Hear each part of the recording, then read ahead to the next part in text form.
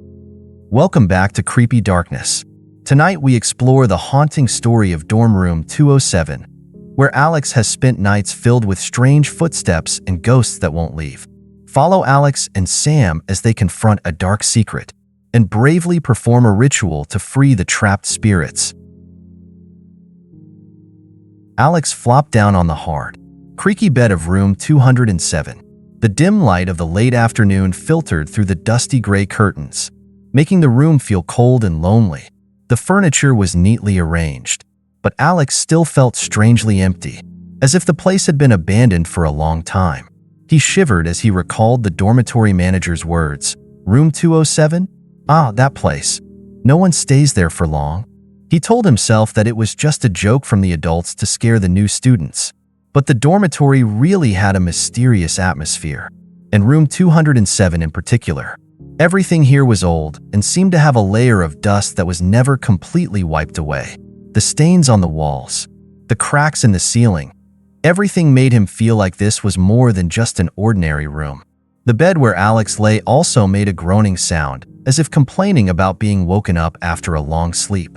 Every time Alex lifted himself up, the sound would ring out, as if to remind him that something was wrong in this room.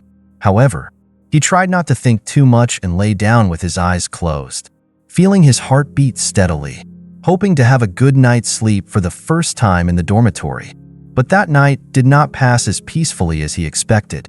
When the clock showed nearly 3 a.m., Alex was suddenly awakened by a strange sound, eyes wide open in the darkness. He listened tensely to the sound that had just sounded. It was the sound of footsteps. The sound was clear and decisive, step by step, echoing in the hallway, approaching his door. He sat up, his heart pounding, trying to convince himself that maybe it was just some student going to the bathroom or just coming back late. But the footsteps did not move any further, but stopped right in front of room 207, and it seemed like someone was standing there, listening and waiting. A creepy feeling gradually invaded Alex's mind. He felt like there was an invisible gaze watching him from outside. The footsteps continued, going back and forth in front of the door. Alex sat still, feeling cold sweat on his forehead, his breathing becoming ragged. He wondered if he should open the door to check, but was afraid that something beyond his imagination was waiting right on the other side of the door.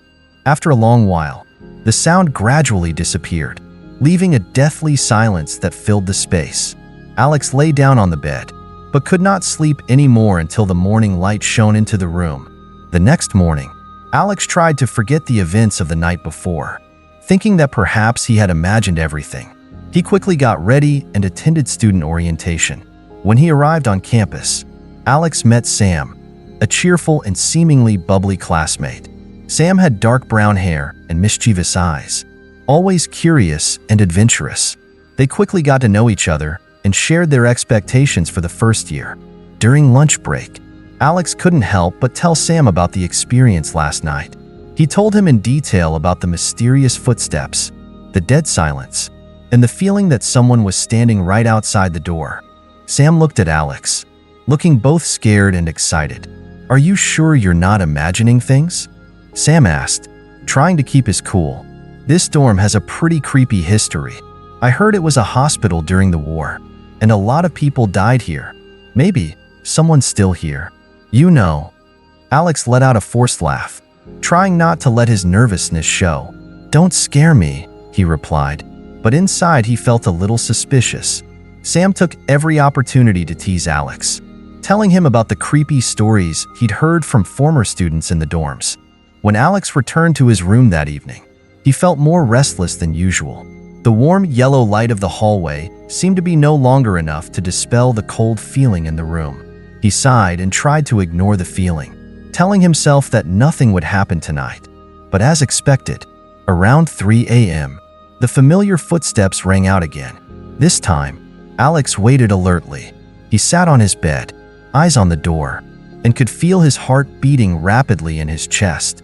The footsteps stopped right in front of his door, just like the night before. Alex held his breath, not daring to move. Then suddenly, the door creaked slightly, as if someone was trying to open it. The feeling of extreme fear made Alex feel that he could not bear it any longer. He crawled under the covers, closed his eyes, tried to ignore everything and told himself that this was just a bad dream. The next morning, when Alex opened the door to his room, he found no trace of anything unusual, but he still could not forget that cold feeling and the footsteps. He decided not to mention this to Sam or anyone else, for fear that they would think he had gone crazy. After the experience on the second night, Alex began to feel a distinct sense of anxiety every time he returned to his room. During the day, when he immersed himself in the bustling atmosphere of the school, he felt everything became more comfortable. But when night came, room 207 seemed to change, becoming cold and filled with dim shadows. That night, as he lay down on his bed, Alex heard a faint laugh like a distant echo. At first, he reassured himself that it was the sound of the wind or an echo from the hallway. But the laughter kept repeating, vague and eerie like a woman's voice, making Alex unable to close his eyes. It kept echoing in the quiet space, getting closer and closer, as if it was creeping through the cracks in the door into his room. Alex turned on the nightlight. The warm light immediately dispelled some of his fear. But when the light hit the mirror in the corner of the room, he realized something was wrong. On the surface of the mirror, he saw faint fingerprints, long, slow lines of fingerprints, as if an invisible hand was running across the surface. His heart pounding, Alex moved closer and realized that the fingerprints were slowly appearing from one edge of the mirror to the other. He couldn't believe his eyes. No one else had been in the room, and he was sure he had never touched the mirror. So, why were these fingerprints here? With a growing sense of dread, Alex decided that he would not stay in the room alone tonight. He put on his jacket and left the room, hurrying to Sam's room. When he saw him knocking on the door, Sam opened the door with a surprised look. "What's wrong, Alex? You look so nervous." Alex walked into Sam's room, closed the door, and sat down on the bed, telling his friend what had just happened. Sam listened attentively, unable to hide his interest. "Are you serious? Fingerprints on the mirror? I told you, room 207 is famous for being haunted." Alex tried to smile, but it quickly faded when he thought about the chuckle and the handprint on the mirror. "You know I don't believe in that stuff, Sam, but I can't explain it. It's like someone's in my room, staring at me at night." Sam thought for a moment, then suggested seriously, "You should write everything down, Alex. You might find a pattern or something. If it's just your imagination, that'll help you figure it out. But if it's not, maybe we should find out what happened to room 207. Alex nodded, feeling that Sam's suggestion was reasonable. From that night on, he decided to write down everything that happened. Alex returned to his room with a little peace of mind, but still with a heavy heart. The next night, Alex sat on his bed with his notebook and pen, waiting and listening for the slightest sound. As the clock struck 3 a.m., the footsteps sounded again, clear and slow. Step by step, he felt a chill run down his spine. And this time, instead of stopping at the door, the footsteps continued, walking down the hallway and disappearing into the darkness. Curiosity overcame his fear, and Alex took a pen and jotted down a notepad. 3 a.m., footsteps in the hallway, lasting about 3 minutes. Then he looked around the room, trying to find any signs of anything unusual. Suddenly, his bedside lamp flickered on and off as if someone was trying to be naughty. Alex got up to check the socket, but everything was fine. He went back to bed, and this time, the footsteps seemed to echo right through the room, right next to his ear. Alex tried to suppress a gasp, feeling goosebumps rise on his skin. Another night, Alex was lying in bed when he heard a soft laugh from the other end of the room. He jumped up, heart pounding, and looked toward the mirror. In the darkness, Alex saw his reflection in the mirror. But behind his reflection was another figure, a woman with long, flowing hair, standing still and staring at him through the mirror. Alex was so terrified that he couldn't move. He could only stare blankly at the mirror. The woman's eyes were empty and gloomy, her lips curled up into a mysterious smile. He wanted to scream, but his throat was tight, unable to utter a word. After a few seconds that seemed endless, the figure gradually faded away, disappearing into the quiet space. Alex hurriedly wrote everything down in his notebook. his trembling hands unable to hold the pen steady. He knew that he couldn't continue like this for long, or he would go crazy. A few days later, while Alex was sitting alone in the dormitory lobby, a stranger sat down next to him. It was a cold-looking boy with deep eyes and a gaunt face. "You're Alex, in room 207, right?" the stranger asked. Alex nodded in surprise. "I'm Mason, in the room next door," he introduced in a low voice. Mason's eyes seemed deep, as if he already knew what Alex was going through. Mason began to tell Alex about this dormitory. He said that not only room 207, but the entire building had a dark past. The dormitory had been a field hospital during the war, and many people had died here, not all of them peacefully. Mason emphasized that room 207 had been the emergency room, where the most deaths occurred, and it was very possible that the ghost of one of the deceased still lingered there. "You have to be careful, Alex," Mason said in a warning tone. "There are things here that are not easy to ignore. Sometimes, people come here but cannot leave." Mason's words made Alex shiver. A new fear rose in his heart, but at the same time, he also felt the need to find out the truth. All the phenomena he experienced could not be just his imagination. Perhaps, this room 207 really contained a terrible secret. The fear of the mysterious phenomena in room 207 made Alex determined to learn about the past of this place.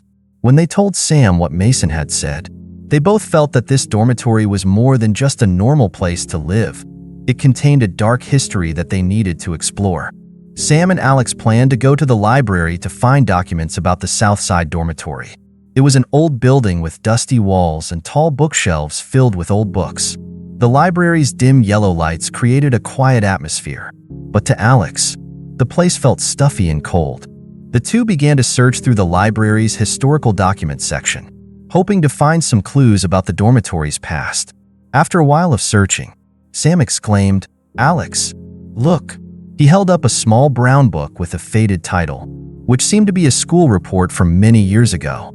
In the book, they read that the South Side dormitory had been a field hospital during the war. When the army used this hospital, many wounded and sick people were transferred here. But due to the lack of equipment and medicine, not everyone could survive.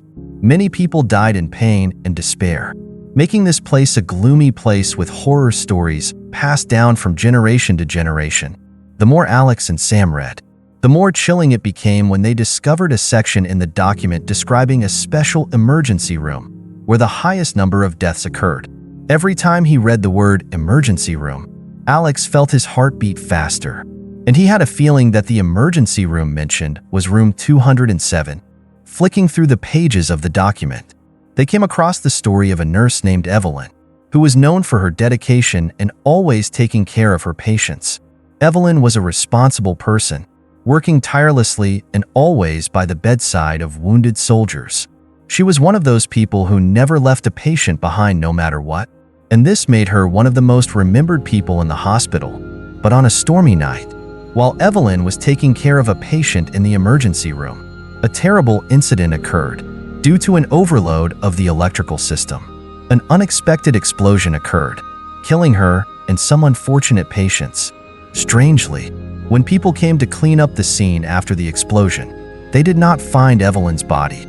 Some other hospital staff claimed that they heard her screams in the night, but no one knew what happened to her after that. Some people thought that she was trapped under the rubble. Her soul could not be released and would forever remain in this place. Sam looked at Alex with a bewildered look. "Is it possible that Evelyn is still around here? Do you think she was the ghost you saw in room 207? Alex sat silently, thinking about Evelyn's story. He recalled the silhouette of the woman with long hair and empty eyes in the mirror. "I don't know, Sam, but what I saw in the room, it was like what they described Evelyn as. Maybe she really didn't leave." While searching for more information about the dorm, Sam discovered an old diary from a student who had lived in room 207. The diary was faded and the pages were yellowed, but the faint writing was still legible. "The first day I got here, I felt like something was wrong with this room," the student wrote. "The first night, I heard footsteps outside the door, like someone was walking back and forth right in front of the door. But when I opened the door, there was no one in the hallway." The more Alex read, the more his skin crawled, because what the student had written down was exactly what he had experienced. "She wouldn't leave me alone," the student continued. "She stood by my bed every night, staring at me through the mirror. I don't know how much longer I can take it. I need to leave."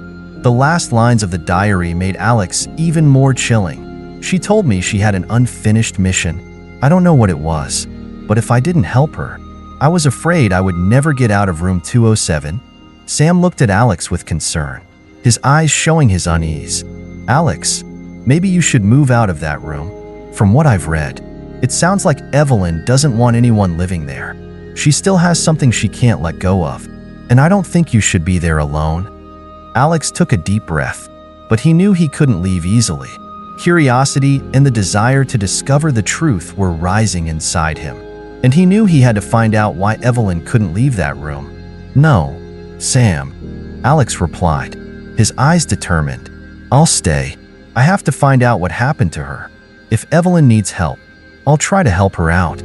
Sam sighed, looking at Alex with a mixture of surprise and concern. "Okay, if that's what you're going to do, I'll help you. We'll continue investigating, but you need to be careful." That night, Alex met Mason in the hallway.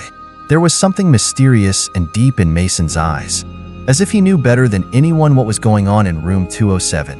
"What did you find, Alex?"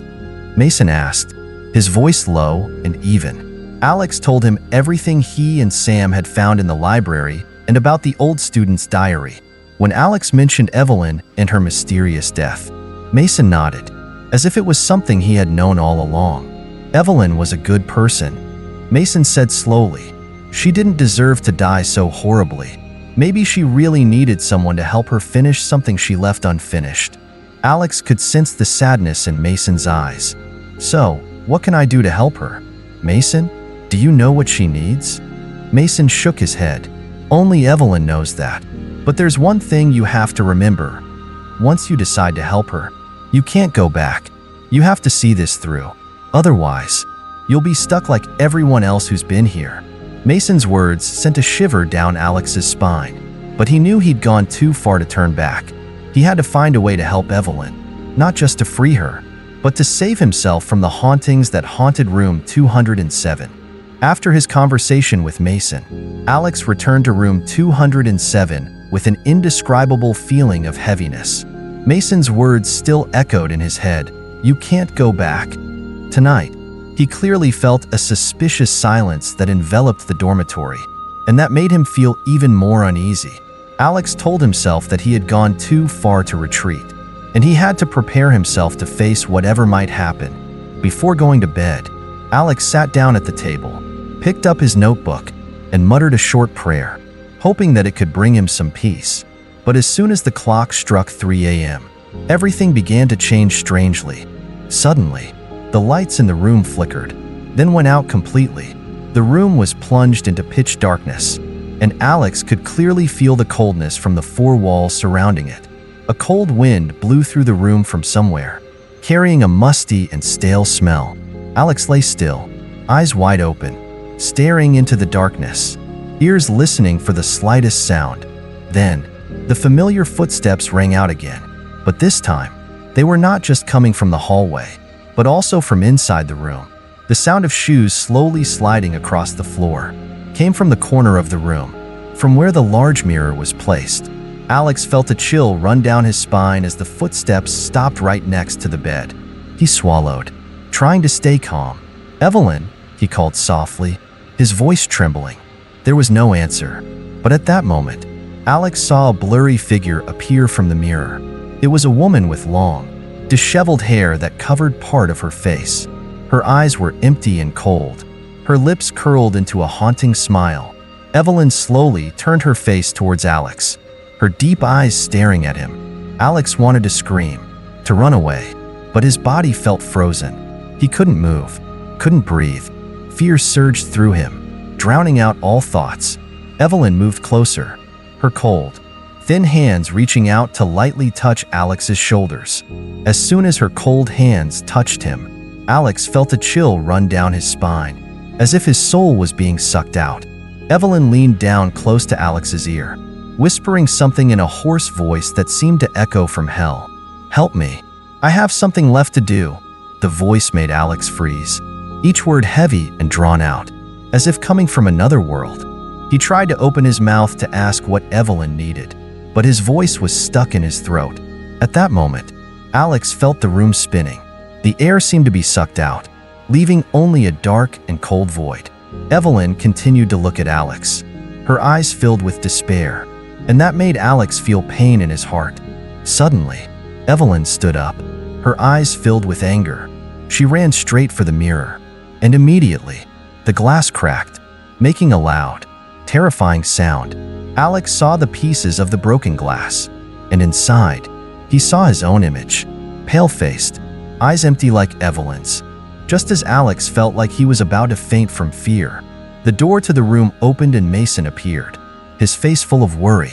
He stepped in, rushing to pull Alex up from the bed. "We have to get out of here," Mason whispered, his voice full of worry. Mason pulled Alex out into the hallway, leaving room 207 behind. As the door slammed shut, Alex felt a cold air coming from inside, as if Evelyn's ghost was trying to pull him back. Cold sweat broke out on Alex's forehead, and his heart was beating so fast that it felt like it was about to burst. When they reached the hallway, Mason stopped, his eyes full of warning. "You're playing with things you don't understand, Alex. Evelyn wasn't just any ghost. She had something left to do, and anyone in that room would be sucked into a spiral of despair." Alex took a deep breath, trying to calm himself. "I know," he said, his voice shaking but determined. "But I can't give up. I saw Evelyn's eyes, and I know she needs help. I have to find out more about her." Mason looked at Alex for a long moment, then sighed. "You have to be careful.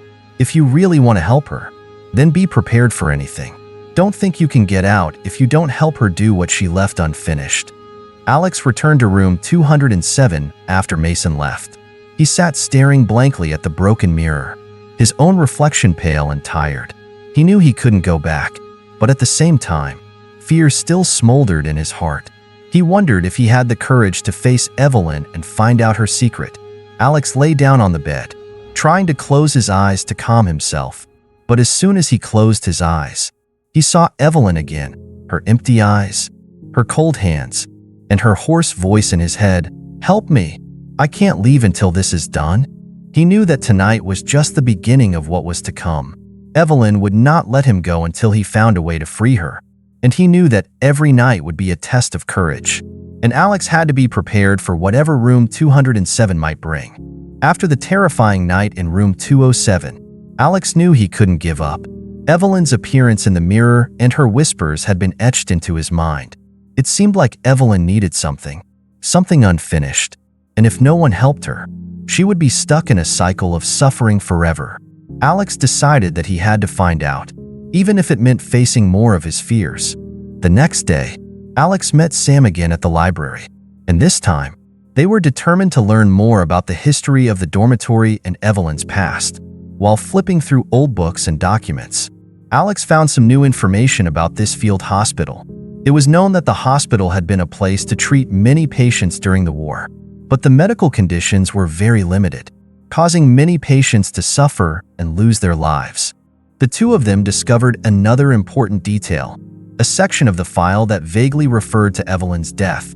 It seemed that no one really knew what happened to her after the explosion, and there were rumors that Evelyn had seen something she should never have. Rumor had it that, on that stormy night, she had a terrifying realization about the hospital, but before she could reveal it, she was caught in the deadly explosion. Sam shook his head, his expression serious. Could it be that Evelyn knew some secret about the hospital, and that it trapped her after she died? Alex agreed, his eyes filled with curiosity and fear. "You're right, Sam. Maybe she couldn't leave for some reason we don't understand, but I think Mason might know something more." Alex met Mason again that evening on campus. When Mason arrived, Alex sensed the mystery in his eyes. As if Mason knew exactly what Alex had experienced in room 207, Alex decided to ask directly, hoping that Mason would share more information. "Mason," Alex said, his voice soft but firm, "I know you're not normal. Who are you?" And how do you know so much about Evelyn? Mason stared at Alex for a long moment, his eyes filled with pain. You've gone too far, Alex, Mason replied, his voice low and sad. But I guess I owe you an explanation. Mason sighed and began to tell his story. He had been a student in this dorm many years ago, when he was alive. He had also met Evelyn and was haunted by her presence in room 207. I tried to help her, Mason said, his voice hoarse and regretful. I tried to fulfill your wish, but I failed, and I can't leave this place either. Alex looked at Mason with utter surprise, trying to comprehend what he had just heard. So you're a ghost too? Are you stuck here because of Evelyn? Mason nodded, his eyes clouded with lingering pain. I'm long dead, Alex, and I, like her, can't leave this dorm because I failed to help her do what she needed. Mason sighed, his eyes seemingly filled with an unspeakable sadness. Evelyn still has an unfinished mission, and if anyone can help her, it's you. Alex felt a weight on his chest, his heart beating fast with worry.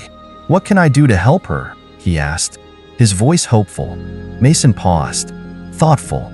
I don't know exactly, but Evelyn tried to tell me that she needed to find something she left in this hospital, something she considered a promise to someone, a letter or something important. You have to find it and bring it to her at exactly 3 a.m. when her spirit appears in room 207. Alex returned to his room, determined. He knew it wouldn't be easy, but he couldn't leave Evelyn in this miserable state forever. That night, Alex and Sam began planning their search. They spent the evening searching the dormitory, from room 207 to the Oldfield Hospital. Alex left no stone unturned, hoping to find something related to Evelyn. After hours of searching, Alex and Sam discovered a small metal box hidden under the floor in a corner of the old emergency room. Inside, they found a yellowed letter. When Alex opened it, he read Evelyn's emotional words to her family, a letter that contained her love and fear for her loved ones, hoping that they would understand that she had done everything to save the patients here, but also accepted that she might never return. Alex held the letter in her hands, her eyes watering with emotion. He knew that this was the promise Evelyn wanted to keep to her family, and it was also the reason why she couldn't leave. This letter was Evelyn's unfulfilled promise. Alex and Sam returned to room 207, preparing for the release ritual they would perform at exactly 3 a.m. Alex felt the tension in the air. He knew that if things didn't go smoothly, Evelyn might never rest in peace, and he himself might be trapped here, just like Mason. Sam placed the iron box and Evelyn's letter on the table, arranging candles and small objects to create a solemn atmosphere for the ritual. The flickering candlelight made the room mysterious, but also peaceful. Alex felt like he was preparing for a farewell, an act to bring release not only to Evelyn, but to himself. With only a few minutes left until 3 a.m., room 207 was plunged into darkness, save for the flickering candlelight around the table where Alex and Sam had placed the iron box and Evelyn's letter. They sat across from each other, the air heavy and quiet. They both sensed that this was the decisive moment, the moment when Evelyn would appear. And if everything went according to plan, she would be freed. Alex took a deep breath, feeling his hands shaking with excitement. He glanced at Sam, who was also nervous. "Are you sure?" Sam asked softly, his voice trembling but determined. "Yes, I have to do this," Alex replied, staring at the old iron box. "If I don't help her, I'll never feel at peace." The ticking of the clock echoed slowly in the silence, and when it struck exactly 3 a.m., Alex felt a cold rush of air enter the room. The candlelight flickered as if it were about to go out, and as Alex looked up, he saw Evelyn standing there, empty-eyed and shadowy in the middle of the room. Evelyn stood there, silent and haunted. She did not look directly at Alex or Sam, but fixed her gaze on the metal box on the table. Alex slowly stood up, holding the letter in his hand, and walked toward Evelyn. He felt his legs shaking, but his determination to help Evelyn gave him strength. "Evelyn," Alex said, his voice soft but firm, "I know you've been waiting for this. This is your letter, the unfulfilled promise to your loved ones. We found it, and I hope this can bring you some peace." Evelyn stared at Alex, her empty eyes slowly deepening, as if her soul was slowly awakening. She approached the box and gently placed her hand on it, her eyes seeming to flicker with a faint glimmer of emotion. Evelyn's blurry hand trembled as she touched the letter. She opened her mouth slightly, her voice like the wind blowing through the leaves, full of pain and regret. Finally, I can leave? As Evelyn held the letter, a cold wind blew through the room. The candle was instantly extinguished, and darkness enveloped the room. In that darkness, Alex and Sam felt a sense of relief, as if an invisible weight had been lifted. Evelyn looked at Alex one last time, her eyes filled with gratitude. "Thank you. I can rest in peace, thanks to your courage." Her voice seemed to melt into the air, fading with the cold wind. And then, in just a moment, Evelyn slowly disappeared, her grateful gaze still lingering in Alex's mind. He stood there in silence, feeling peace and relief flood into his heart. He knew that Evelyn was gone, and her spirit was finally free. As the light of dawn began to filter through the window, Alex and Sam prepared to leave the room. But just as they stepped out, Alex saw Mason standing in the hallway, his face filled with contentment. He stepped closer to Alex, nodding gratefully. "You did it, Alex," Mason said, his voice thick with emotion. "Because of you, Evelyn was freed. I can leave too." Alex looked at Mason, his eyes filled with joy and gratitude. "Mason, you were stuck here because of her, weren't you?" Mason nodded, his eyes sad. "Yes, but now I can rest in peace. You helped me complete the task I couldn't do when I was alive." Mason patted Alex's shoulder, a final smile on his face before he slowly faded into the dim morning light. Alex stood there, feeling a mixture of joy and sadness. He knew that he had helped free not one, but two souls, Evelyn and Mason. They had been here too long, and finally, they had found the peace they deserved. When Alex returned to room 207 to pack up, he found the room had changed completely. It no longer felt cold or gloomy, but instead was peaceful and gentle. Alex felt relieved, knowing that it was all over. A few days later, when the dormitory was back to normal, Alex saw Sam again. They smiled at each other, as if they had shared a secret that no one else knew. They knew that what they had gone through would be a memory they would never forget, an experience of courage, friendship, and the power of forgiveness. As Alex left Southside, he turned back to room 207 one last time. Filled with emotion, he felt as if Evelyn and Mason were standing there, smiling goodbye. Alex knew they were gone, but their mark would forever be in his heart.